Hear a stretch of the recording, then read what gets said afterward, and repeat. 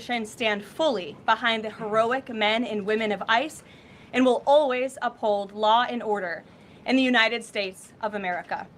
The deadly incident that took place in Minnesota yesterday occurred as a result of a larger, sinister, left-wing movement that has spread across our country, where our brave men and women of federal law enforcement are under organized attack.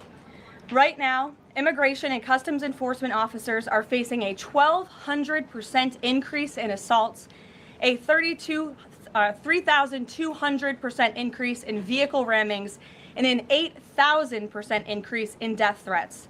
ICE agents are faithfully enforcing federal law to protect the safety of the American people by removing criminal illegal aliens from our country, which is exactly what nearly 80 million Americans elected President Trump and Vice President J.D. Vance to do. Radicals in the Democrat Party are furious over this. They don't want our border secured or criminal illegal aliens being removed. As a result, Democrats are impeding immigration enforcement operations daily, creating extremely heightened and dangerous circumstances that make it nearly impossible for the men and women of law enforcement to simply do their jobs. Democrats are calling to defund federal law enforcement agencies who are protecting public safety. And Democrats are calling to abolish ICE and defund the police. That will never be allowed to happen under this president and vice president. The Trump administration will redouble our efforts to get the worst of the worst, criminal illegal alien killers, rapists, and pedophiles off of American streets. The Department of Homeland Security will continue to operate on the ground in Minnesota, not only to remove criminal illegal aliens, but also to continue conducting door-to-door investigations of the rampant fraud that has taken place in the state under the failed and corrupt leadership of Democrat Governor Tim Walz. Taxpayers have been ripped off to the tune of billions of dollars in this one state alone, and that is going to end, and people are going to be held accountable. The Trump administration has activated thousands of federal agents, doubled the number of U.S. attorneys in the DOJ office in Minneapolis, and surged resources to hold fraudsters accountable and demand justice for law-abiding American taxpayers and citizens across our country. And that's what brings the Vice President out here with me today to discuss all the Trump administration is doing and to make an additional important announcement on this front. So please, Mr. Vice President, will be joining us now. Guys. Thank you, Carolyn. Thank you. Great. Well, good afternoon, everybody. And I want to echo some of what Carolyn said about what we're doing to combat the rampant fraud that exists in our immigration system, thanks to failed politicians and thanks to people who allowed the American taxpayer to be taken advantage of for far too long. I think it's important to understand why this matters to the American people. I am a father of 3 young kids, a lot of people in my generation. What is that going on there? Is that normal? Okay. CNN installed this broken camera just to throw me off my game, but it's not going to work. So here's the simple fact here.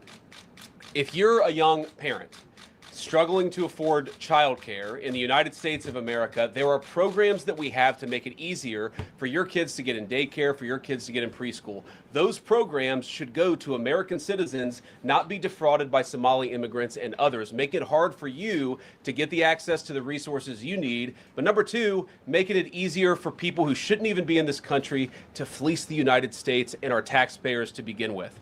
We have actually activated a major interagency task force to make it possible to get to the heart of this fraud.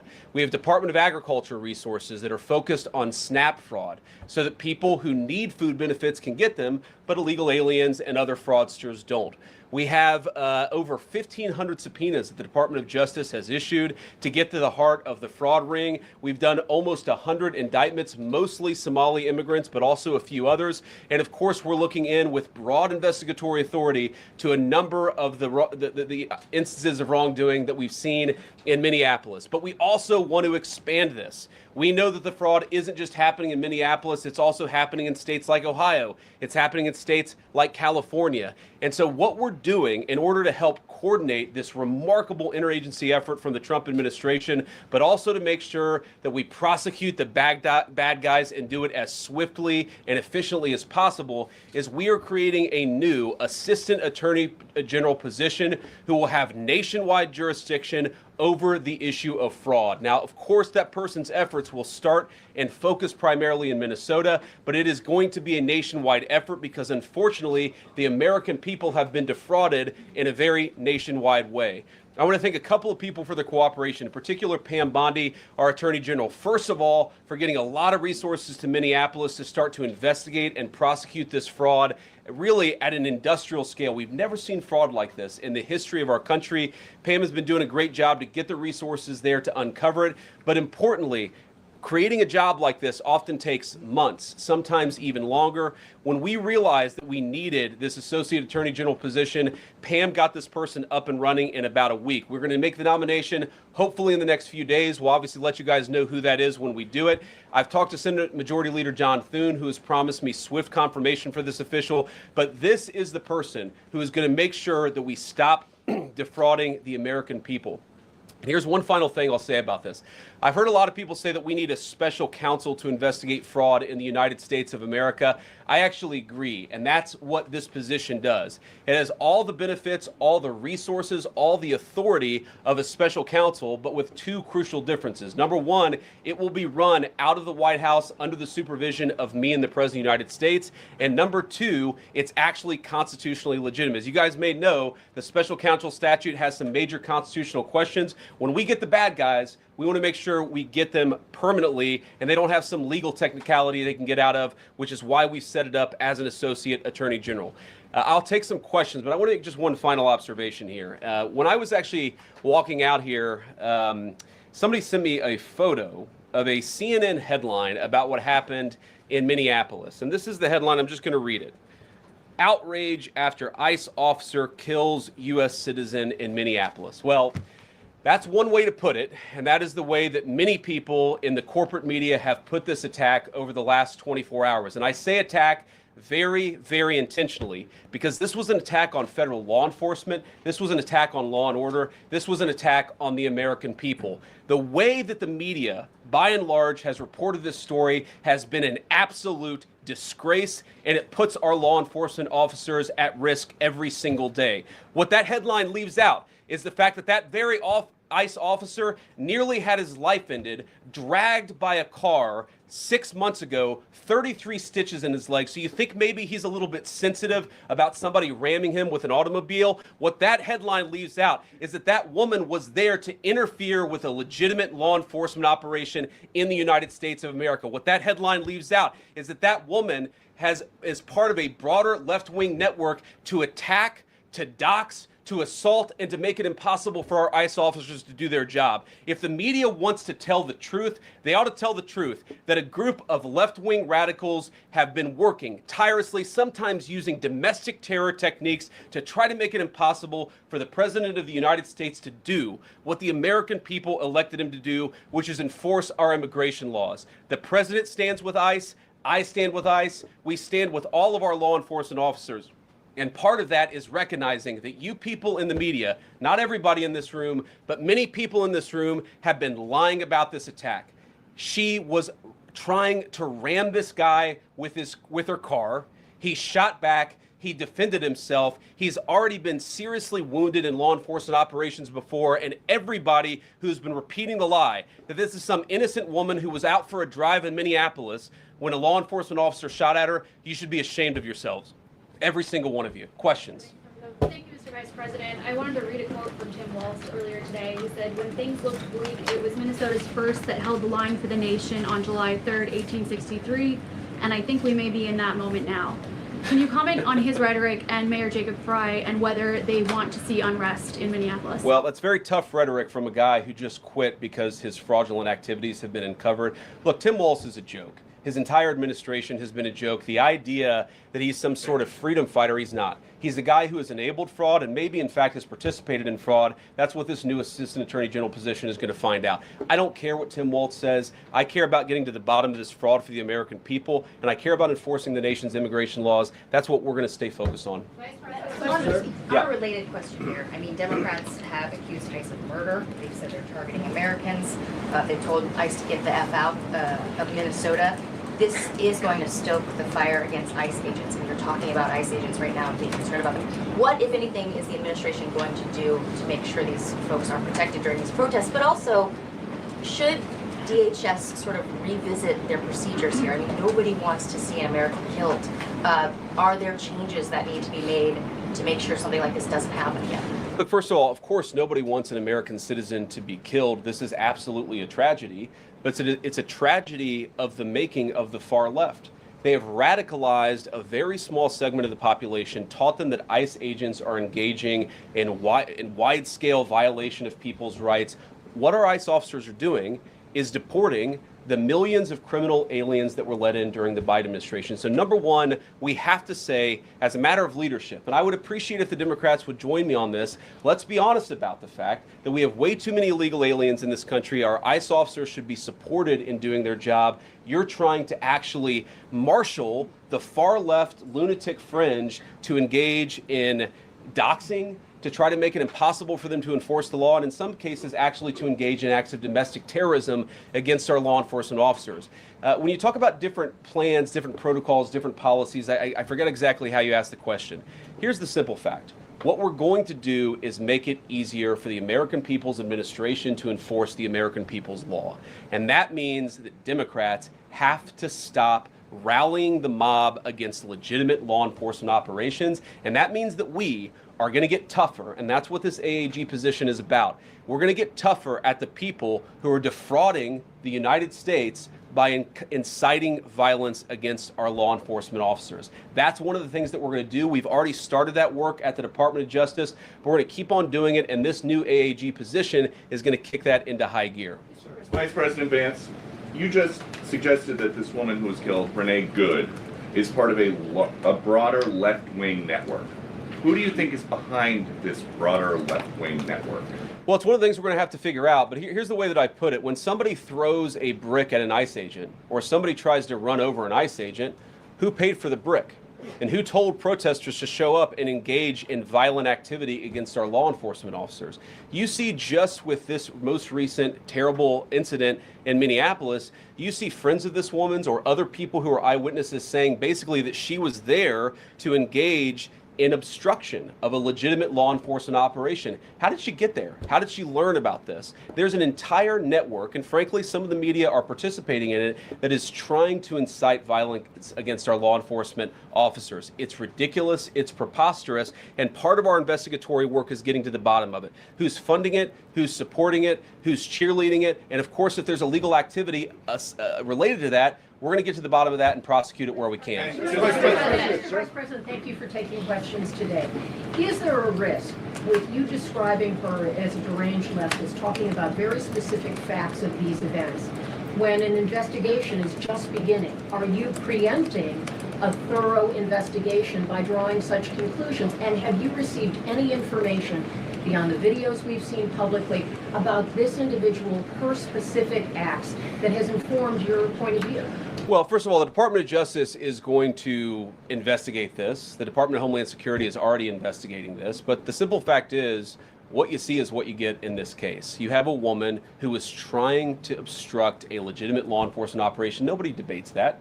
You have a woman who aimed her car at a law enforcement officer and pressed on the accelerator. Nobody debates that. I can believe that her death is a tragedy, while also recognizing that it's a tragedy of her own making and a tragedy of the far left, who has marshaled an entire movement, a lunatic fringe, against our law enforcement officers.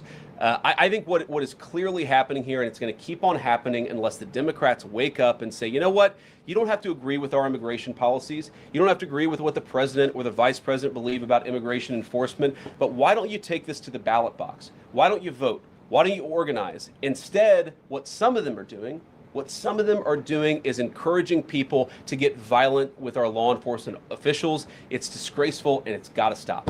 Yeah. Just to follow up on that question, and again, thank you for taking questions, Mr. Vice President. There's clearly a lot of emotion in Minnesota, across the country, over this incident. You're calling Renee Good a deranged leftist. There's been heated rhetoric that we've also heard from officials. What responsibility do you and the president have to diffuse some of the tension that we are seeing play out in Minnesota, bring down the temperature as this investigation is unfolding? What we have a responsibility to do is to protect the people who are enforcing the law and protect the country writ large. Whether you're Democrat or Republican, you deserve to have the people's laws enforced in the United States of America. Now, again, I'm not happy that this woman lost her life. I'm not happy that this woman was there at a protest violating the law by interfering with a law enforcement action. I think that we can all recognize that the best way to turn down the temperature is to tell people to take their concerns about immigration policy to the ballot box. Stop assaulting and stop inciting violence against our law enforcement officers. That's the best way to take down the temperature. And we're not going to give in to terrorism on this. And that's exactly what's happening. People trying to antagonize, to commit acts of violence. They throw bricks at them. Sometimes they shoot at them. Sometimes they dox them. Sometimes they go to their place of residence and harass their families. This is classic terrorism. And we cannot say that when a far left fringe is inciting violence against our brave law enforcement officials, that we're no longer going to enforce the law. That's rewarding the very people who are engaged in this garbage. The actual reward that they just got is a new assistant attorney general who is going to prosecute and investigate this stuff even more aggressively than before.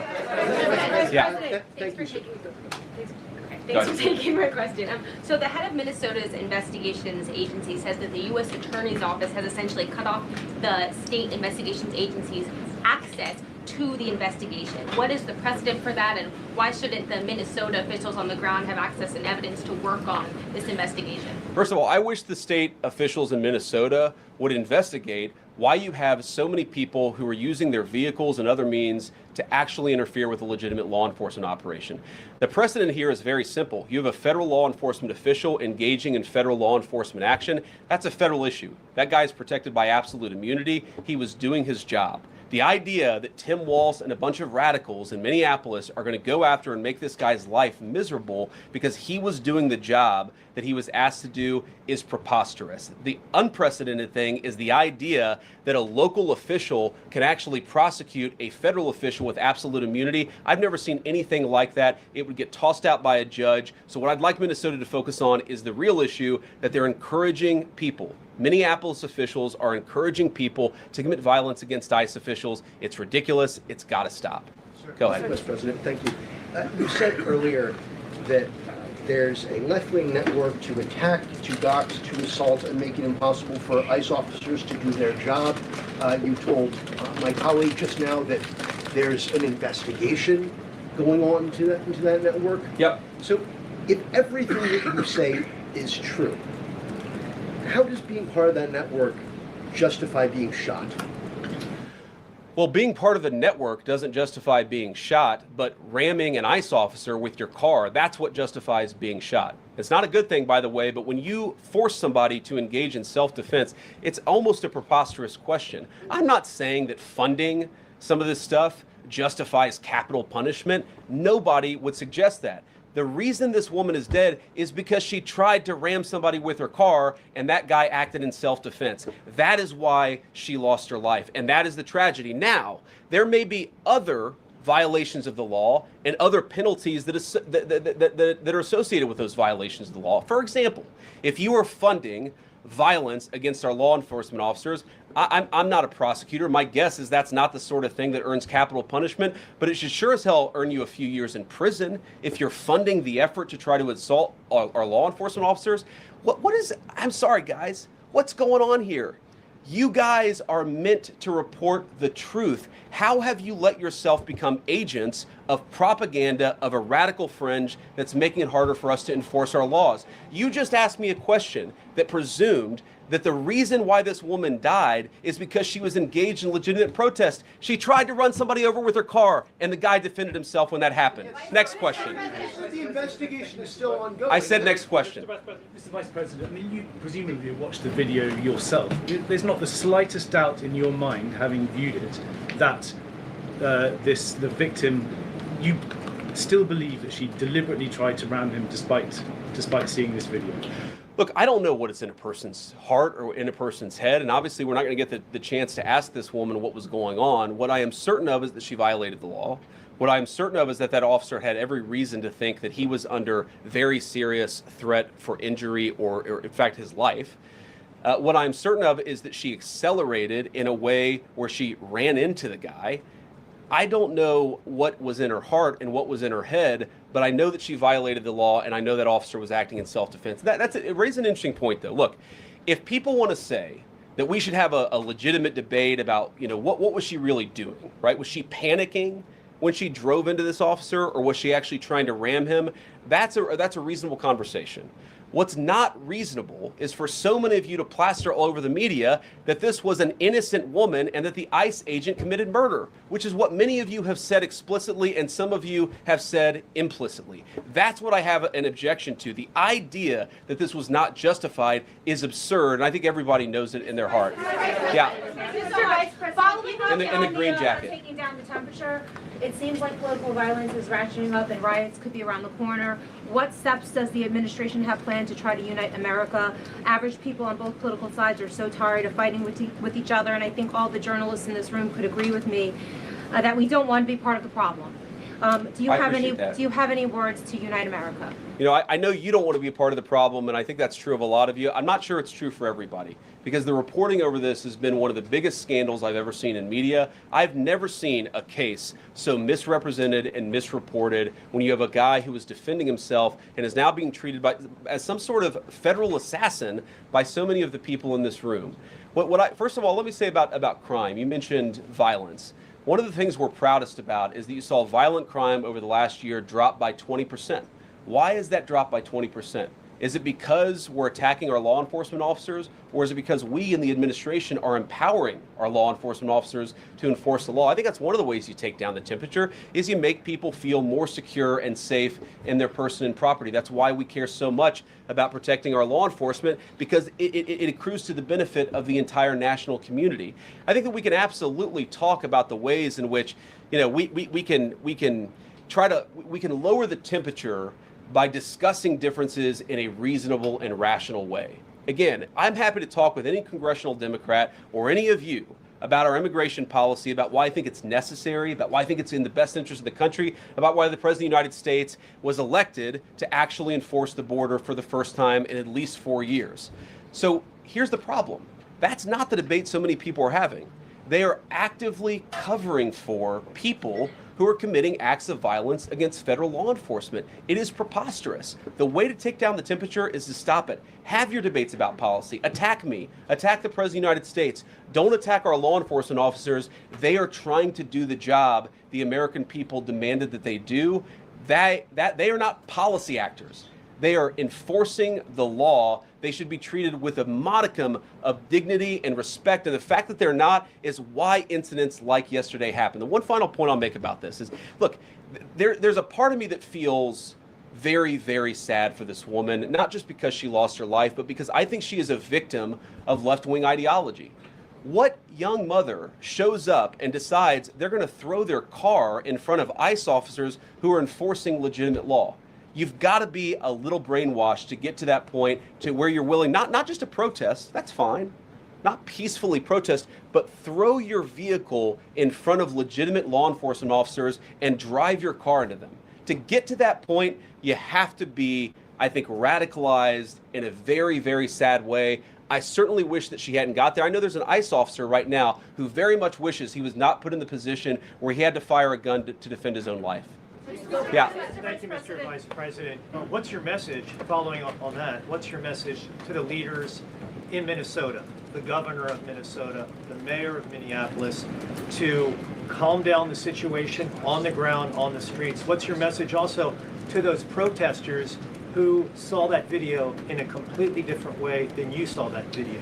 Well, first of all, I think if you watch every angle of that video, there is one angle where if you squint, you can maybe tell yourself that it's not clear what happened. But when you look at all angles of that video, it is very clear that her vehicle went right for the guy. She actually collided with him. And then that's, of course, when he fired his shots. That's obvious, okay? So what I'd say to the protesters is, by all means, protest peacefully, but make this about ideas. Make this about disagreement with our policy. Don't use your protest as a justification or an encouragement for people to go and incite violence and participate in violence against our law enforcement officials. To the people on the ground in Minneapolis, meaning the local officials in Minneapolis from Tim Walz on down, I'd say, look, why can't you just disagree with a given piece of immigration policy without turning law enforcement into the enemy? And think about, for example, a criminal law where a police officer goes and arrests somebody because they violated a criminal law. If you're mad about that, go and protest the politician who passed that law. Don't attack the police officer who's just doing their job. We had a wide open border under Joe Biden. I happen to think it's a good thing the President of the United States has closed it down. If you think that's a bad idea, criticize this administration for a policy decision. Don't attack our people for enforcing the law, because I guarantee you go to ICE, there are black people and white people, there are Democrats and Republicans, they are patriotic Americans who are trying to enforce the law. Attack me, lay off of our ICE agents.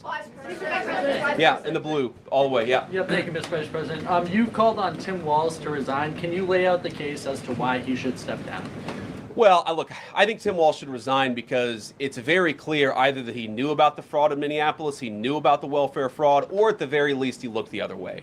I mean, this is not like Lex Luthor, right? This is not movie villain fraud. This is the lowest IQ possible fraud. This is, we're going to take the absence of kids and set up a daycare center where there are no children, and we're going to call our early childhood education center the Quality Leering Center. By the way, if you can't spell learning, maybe you shouldn't be in early childhood education. But people got rich off of this. We know that there were schools who either had no enrollment or at least they overstated their enrollment. Tim Walz, either it was unbelievable incompetence or he was in on the fraud. That's one of the things we're going to get to the bottom of. Sir. Thank you, Mr. Vice President. Can you explain the difference between this Associate Attorney General and a special counsel? And do you envision this being a permanent position or having more of a limited scope? Well, it's going to be permanent until we get to the bottom of what's going on. So I think it's going to last for at least the remainder of the administration. What's different about it from a special counsel is, if you remember, the Jack Smith case where the special counsel was found unconstitutional, one of the big issues there is that that person was not an appointed person, completely aside from all the other issues that the person was a lunatic and that the case had no merit. There was a fundamental constitutional issue, which is that he had not been appointed by the president and he had not been confirmed by the United States Senate. An assistant attorney general, what that's going to allow us to do is appoint this person, have them confirmed by the Senate. That's one difference. The more substantive difference is that this person is going to be part of a very broad interagency White House that's being led from the President of the United States on down. And that's going to give them the resources, the access to material and information to make this person more effective. I think a lot of people have asked, how are you really going to get to the heart of the fraud? We've been asking ourselves that question for the past couple of months, and we think this is the critical piece at the Department of Justice to really ramp this fraud investigation into high gear. In the red tie, yeah. Vice President Vance, I wanted to ask, what's your message to far leftist agitators who feel emboldened to obstruct ICE activity in Minnesota and around the country? Well, I think they shouldn't feel emboldened because now they have an assistant attorney general who is going to prosecute and investigate their fraud and their violence more aggressively than it has ever been investigated in the United States of America. We are doing so much to try to find the financing networks and the domestic terrorism networks that legitimate this violence, that fund this violence, and that, of course, engage in the violence. These people should not feel emboldened because they have, for the first time, maybe in American history, an administration that is not going to tolerate political violence of any kind from anywhere. Yeah. We loud clear today that the entire weight of the federal government is behind these ICE agents and this ICE agent in particular. There is still a federal investigation happening on the ground. Does that mean that they are not looking into this ICE agent at all? They are just focused on the woman who was in the car? What is the investigation if the federal government has already determined that its weight is behind this ICE investigation? So what do you mean when you say investigation? Do you mean investigation of the shooting yesterday or of the fraud that's happening in Minneapolis? Yesterday. Okay, look, DHS, as I understand it, has an investigation already ongoing. I know that other organs of our government are looking at this. So yes, there is certainly an investigation that's happening right now. But as part of the broader fraud investigation, a lot of what we're doing with the Department of Justice has already started. We've got over 1,500 subpoenas. We've got people this morning, actually. We're going door to door to actually knock on some of these fraudulent care centers, these fraudulent social services organizations to get to the bottom of what's going on there. So the investigation in some ways has already been ramping up into the anti-fraud element for at least a few weeks. What we're trying to do is supercharge it and make sure there's a designated person within the Department of Justice who completely controls that particular focus. Yeah. Just to follow up on that, Mr. Vice President, on the agent, is he still on duty or has he been placed on leave, on administrative leave? And what really was the target of the operation on Wednesday? Of the ICE operation on Wednesday? Well, first of all, it was a legitimate law enforcement operation. We were going door to door to try to find criminal illegal aliens and deport them from the United States of America, because if you come to our country illegally in violation of our immigration laws, then we have the mandate, and in fact, we have the legal duty to enforce those immigration laws. Whether he's been placed on administrative leave, I don't know the answer to that question. I'd refer it to the Department of Homeland Security, and they can follow up. I will say, look, I would appreciate everybody saying a prayer for that agent. Look, in the past 6 months, he has been hit twice by a motor vehicle. One time, the first time, it led to over 30 stitches and very serious injuries to his legs. This is a guy who's actually done a very, very important job for the United States of America. He's been assaulted, he's been attacked, he's been injured because of it. He deserves a debt of gratitude, and I think the media prejudging and talking about this guy as if he's a murderer is one of the most disgraceful things I've ever seen from the American media. Yeah. Vice President, what is your specific role in the future of Venezuela? And I'm wondering, could you confirm reports that the Director of National Intelligence, Tulsi Gabbard, was kept out of the planning for the operations because of her past concerns about military involvement in Venezuela? So I've heard a couple of things. One, that I was kept out of the planning for the Venezuela operation. That's false. And another, that Tulsi was kept out of the planning for Venezuela operations. That's completely false. Look, we're all part of the same team. And one of the things that is really amazing about that operation is that we kept it very tight to the senior cabinet level officials and related officials in our government. And we kept this operation secret for a very long time. I'm very proud of that. I think it suggests that the team works very well together. Well, looking ahead, what is my role? Look, my role is going to be whatever the president asks me to do.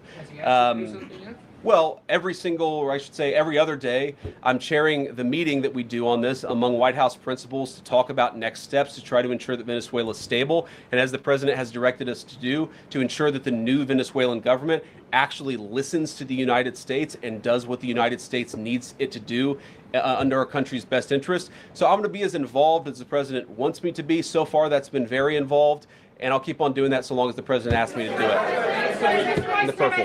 Yes. Even Mr. beyond the war powers Sorry, resolution. we'll go purple and then we'll go pink or whatever that is in front. Royal purple. And then beige. All right. Okay. Are there any indications, you talked about the network, are there any indications that the lady who was shot, I know there are different reports from there, her wife said they were new to the area.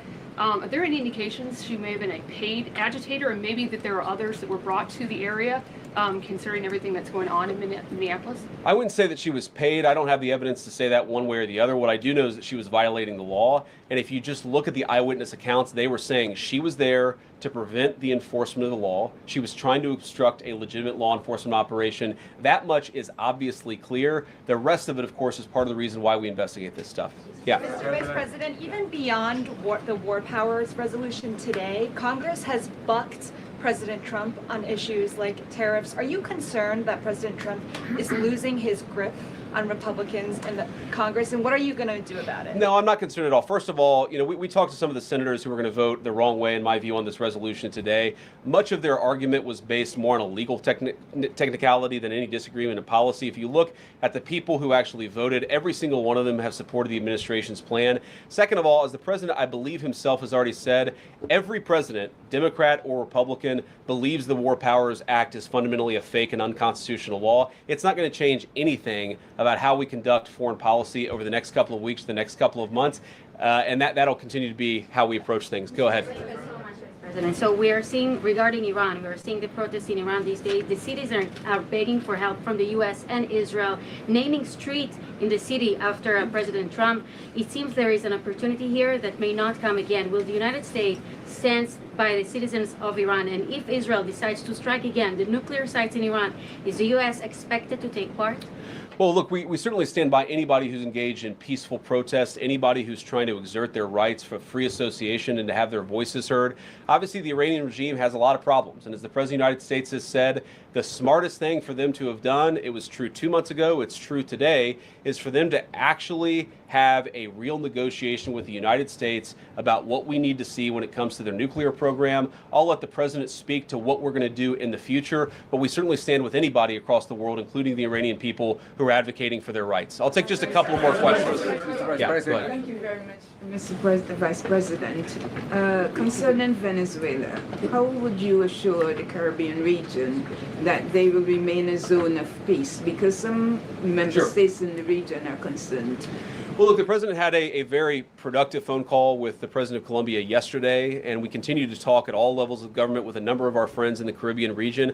I actually think this is really good for peace in the Caribbean, because when you take away a major source of illegal cartel revenue, which is the cocaine trade, the fentanyl trade, other sources of illicit revenue, you actually remove the power of one of the main destabilizing forces in Latin America and in the Caribbean.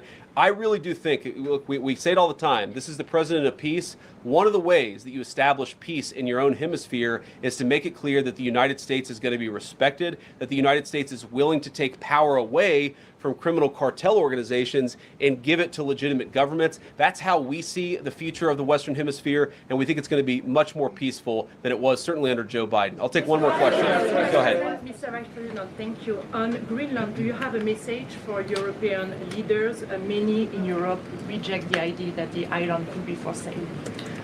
Well, first of all, Secretary Rubio, I believe, is meeting with the leaders of Denmark and Greenland next week, I want to say it is, but maybe it's the week after that. We'll continue to deliver some of these messages in private, some of them in public, but I guess my advice to European leaders and anybody else would be to take the President of the United States seriously. What has he said about Greenland? Set to the side the crazy overreactions that I've seen from the press and from certain people in Europe. What has the President said? Number one, Greenland is really important, not just to America's missile defense, but to the world's missile defense. Number two, we know that there are hostile adversaries that have shown a lot of interest in that particular territory, that particular slice of the world. So what we're asking our European friends to do is to take the security of that landmass more seriously, because if they're not, the United States is going to have to do something about it. What that is, I'll leave that to the president as we continue to engage in diplomacy with our European friends and everybody on this particular topic. And again, thank you all for listening. Thanks for taking questions. And I just ask you, look, this is politics, and often Republicans and get in arguments with the press about things. And I understand that. I think it's really irresponsible for you guys to go out there and imply or tell the American people that a guy who defended himself from being rammed by an automobile is guilty of murder. Be a little bit more careful. We're going to talk about toning down the temperature, which I know the president wants to do, and I certainly want to do. One of the ways we tone down the temperature is to have a media that tells the truth. I encourage you all to do that. God bless you. Happy New Year, guys.